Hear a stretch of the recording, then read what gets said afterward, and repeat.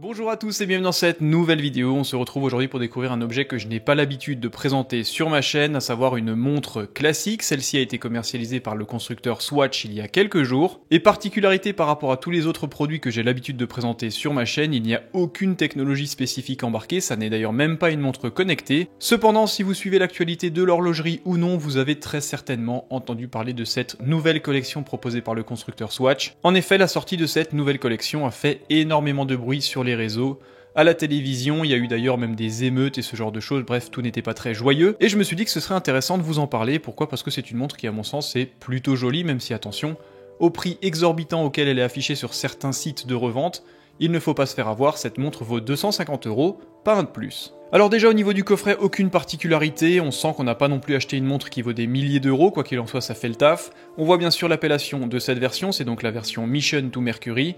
Il y a 11 déclinaisons disponibles au total dans cette collection, même si actuellement elles sont toutes en rupture de stock.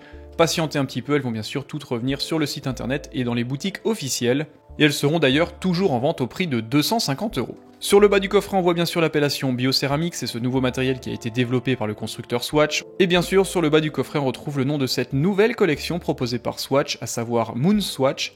Et ça n'est en effet pas sans rappeler la version Moonwatch proposée historiquement par Omega. Sur le côté du coffret, on retrouvera les deux logos des deux marques, bien évidemment Omega et Swatch. Et il faut savoir bien sûr que cette montre est le fruit d'une collaboration entre ces deux marques d'horlogerie suisse. Néanmoins, les deux marques ont deux clientèles complètement différentes, en tout cas elles font partie du même groupe, le groupe Swatch. Swatch est connu bien évidemment pour vendre des montres à petit prix, avec des boîtiers souvent très colorés, assez sympas, assez accessibles, notamment sur le placement tarifaire, tandis que Omega propose des montres de qualité qui sont vraiment des montres ultra haut de gamme proposées à plusieurs milliers d'euros. Parmi les modèles phares de cette dernière d'ailleurs figure notamment la Speedmaster, assez célèbre.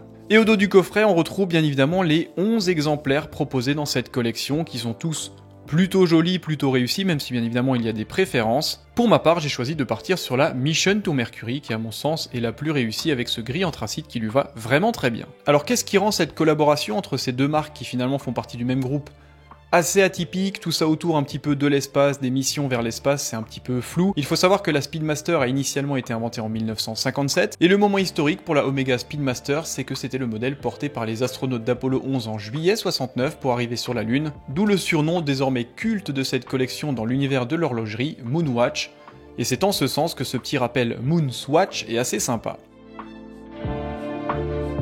Du coup, si vous êtes simplement passionné d'horlogerie, d'histoire ou même simplement d'astronomie, et ben cette montre peut vraiment faire l'affaire pour vous et c'est vraiment un objet qui à mon sens est plutôt particulier, d'autant plus que celle-ci est déclinée en 11 versions, ça c'est plutôt sympa, il y en a vraiment pour tous les goûts, toutes les couleurs. Et bien sûr, les 11 déclinaisons ne sont pas un hasard, en effet, chacune porte le nom finalement d'un corps céleste de notre système solaire qui a inspiré directement la couleur de la montre.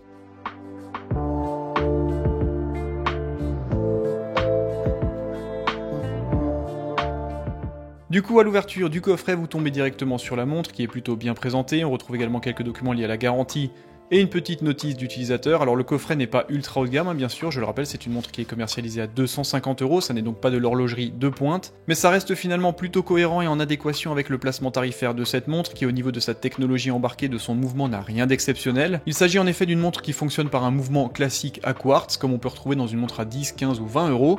Ça n'est pas un mouvement mécanique à remontage manuel comme on a l'habitude de le voir dans les autres montres proposées par le constructeur Omega. Dans le petit livret qui accompagne la montre, vous retrouvez bien sûr toute la collection avec quelques informations liées aux planètes ou aux objets célestes auxquels elles sont reliées, c'est plutôt sympa, notamment si vous êtes un petit peu fan d'astronomie, ce qui est totalement mon cas.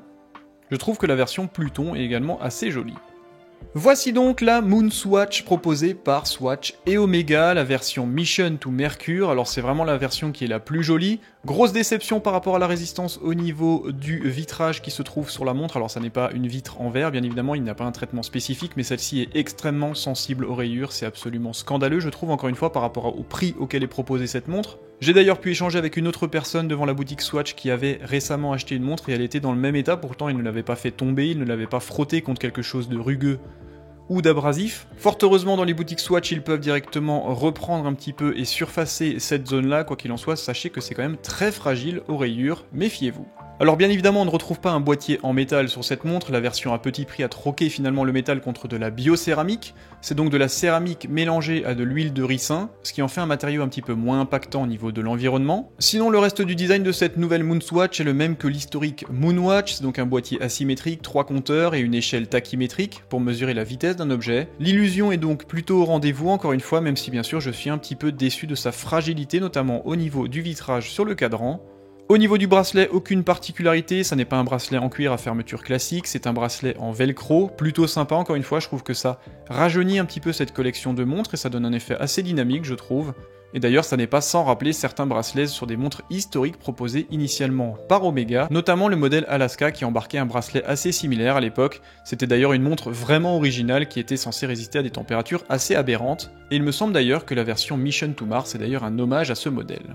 À l'arrière du boîtier, on retrouvera l'inscription Mission to Mercury avec quelques informations techniques liées à la montre et bien sûr le logo du constructeur.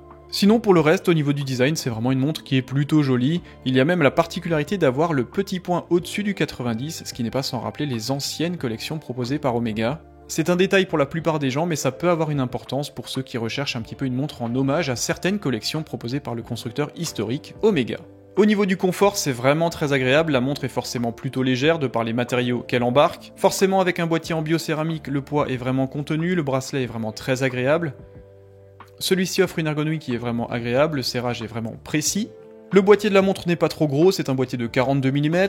Au niveau de la résistance à l'étanchéité, c'est une montre qui a une résistance jusqu'à 3 bars. Bref, c'est vraiment un objet qui pour moi est réussi encore une fois, mais à son prix d'achat net, c'est-à-dire à 250 €.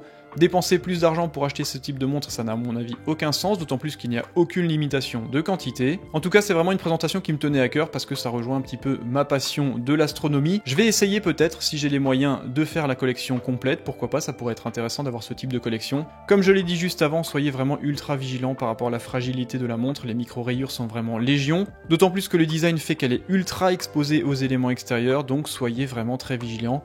Fort heureusement, Swatch peut faire des surfaçages pour essayer d'atténuer un petit peu les rayures d'usage, mais ces retouches ne sont pas illimitées, donc faites attention si vous voulez conserver cette montre dans le temps. Voilà pour le déballage et la présentation rapide de cette montre qui sort un petit peu de l'ordinaire. Encore une fois, je le répète, ne l'achetez pas plus cher qu'elle ne vaut, elle sera commercialisée à 250 € et sera bientôt de retour en boutique et sur le site officiel de Swatch. Vous retrouverez bien sûr les 11 déclinaisons qui sont toutes, je le rappelle, rattachées à un corps céleste dans notre système solaire, je trouve ça plutôt cool. Merci à tous d'avoir regardé cette petite vidéo qui sort un petit peu de ce que j'ai l'habitude de faire. N'hésitez pas à me dire dans les commentaires s'il y a des informations particulières à connaître sur cette montre ou même sur l'histoire des montres Omega, notamment les versions Speedmaster. Je ne suis en aucun cas un spécialiste, donc il n'est pas impossible que j'ai fait des erreurs.